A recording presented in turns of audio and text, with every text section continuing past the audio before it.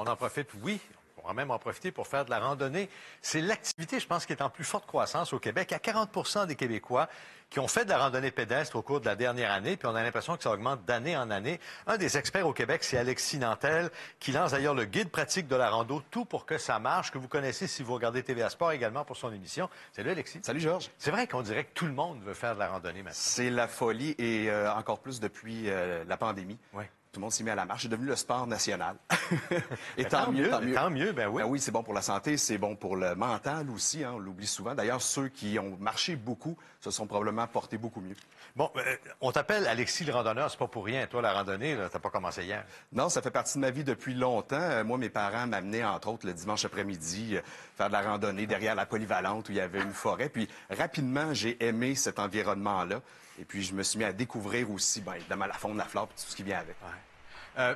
Dans ton livre, c'est bien important de dire que c'est pas un guide de destination, mais c'est plutôt un guide pratique. Comment on fait ça? Qu'est-ce qu'il faut pas oublier, j'imagine? Comment on sort de tels problèmes? Oui, avec cet événement-là de plusieurs personnes sur les sentiers, je trouvais qu'il était important de revenir à la base. OK. Il n'y avait pas de guide comme celui-là pour le Québec. Il y en avait vraiment pour les États-Unis, par exemple, ou pour le marché européen. Mais on a vraiment twisté un guide pour le Québec, orienté vers le Québec, avec ses parcs, ses sentiers, mais aussi les réalités que ça apporte, entre autres, avec l'hiver, parce que l'hiver, on ne randonne pas de la même façon que l'été. Bon, si je te demandais là, rapidement, un petit cours rapide, là, la base, qu'est-ce qu'il nous faut? Qu'est-ce que ça prend pour pas se mettre dans le pétrin? Oui, c'est une question qu'on me pose souvent. Je dirais, la première chose d'abord, c'est de planifier. Avant même l'équipement, planifier où on va, connaître le sentier. Hein, aujourd'hui, avec Google Earth ou avec différents outils, les sites web, des parcs. Ouais. On a accès au sentier. Donc, savoir vraiment où on s'en va, on est dans quel secteur, s'assurer d'avoir une possibilité de communication, téléphone, satellite, s'il n'y a pas de signaux. Ouais. Mais sinon, en dehors de ça, bien évidemment, de l'eau, hein, de la bouffe. Souvent, on a vu beaucoup d'accidents ou de gens déshydratés sur les sentiers parce que, justement, il n'y avait pas prévu la quantité nécessaire. Si on se blesse en randonnée, est-ce qu'on peut se débrouiller facilement? Est-ce que ça prend un minimum de matériel de premiers soins? Oui, je dis toujours traîner votre trousse de premiers soins, bien équipée, bien faite. D'ailleurs, dans le livre, vous allez trouver une liste. Si vous voulez vous fier là-dessus, vous pouvez construire la vôtre, évidemment, quand même. Mais toujours, je dis toujours un sifflet, un briquet et un couteau.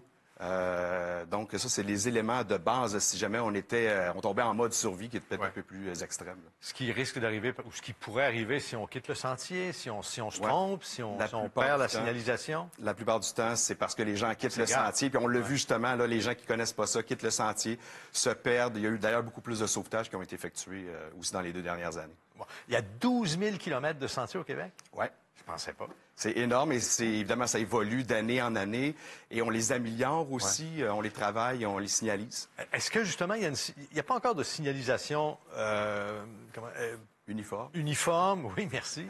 C'est le mot que je cherchais. Ça varie. Des fois, il y a des sentiers où c'est très, très bien balisé. D'autres où, là, des fois, tu arrives, il y a une petite ligne rouge, une petite ligne bleue, c'est pas trop. À gauche ou à droite. À gauche ou à droite. Oui, ça, d'ailleurs, on a du chemin à faire. Si je compare, par exemple, avec l'Est américain, avec les Adirondacks ou les White Mountains, les montagnes blanches, on aurait intérêt à uniformiser partout au Québec les sentiers, mais il y a quand même du travail qui se fait et c'est de mieux en mieux. C'est pas une chronique d'équipement, mais je te pose une question personnelle. Chaussures qui montent haut, qui protègent la cheville, une bottine ou une chaussure basse? Oui, c'est la pièce la plus importante pour le randonneur. Ben oui. Je dirais, tout dépend de votre force au niveau de la cheville, parce que les gens qui font, par exemple, déjà de la course en sentier vont pouvoir s'en tirer avec une chaussure, alors que les gens qui débutent, ça va être préférable d'aller vers une botte qui va tenir davantage la cheville. Mais c'est un élément important. Prenez le temps d'en essayer beaucoup, entre autres en magasin, et de marcher avec la botte. On explique aussi dans le livre comment justement faire l'achat de chaussures pour la randonnée. Les bâtons, c'est important? Les bâtons, c'est important. C'est quand même, surtout si on a une charge dans le dos, c'est peut-être 30 d'économie quand même d'énergie. Les enfants? Oui. On les amène? À partir de quelle heure? Oui, moi, j'avais mes jumelles à 11 jours sur le sentier. Donc, absolument, il faut les amener, il faut les habituer. Il faut juste pas les écœurer. Donc, on y va tranquillement. Et on voit la famille, là. Ben voilà, avec mes filles. Donc, il faut y aller tranquillement.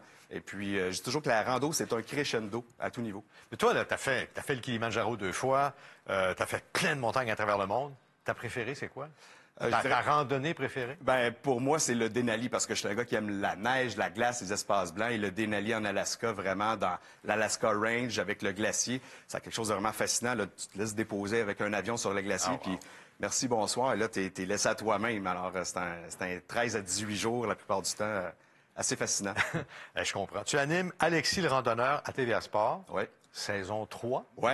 Ça va commencer au mois de juillet. 3 juillet. Et cette année, ce sera une saison 100% parcs régionaux, donc 10 parcs régionaux à travers le Québec. Et puis, en plus de ton émission de télé, tu donnes aussi des conférences, plein de villes d'ailleurs, où tu seras là, au cours des prochaines semaines. Trois-Rivières, Châteauguay, Saint-Jérôme, Saint-Eustache, Gatineau. Si on veut te suivre, on va sur ton site web? Oui, alexislerandonneur.com. Vraiment, tout est là, le site de contenu, capsules, conseils et compagnie. Merci beaucoup, Alexis. Merci. On va te suivre, c'est le cas de le dire. Merci. Sur le sentier et à TVA Sport. Ouais. Merci. Merci d'être passé nous voir ce matin.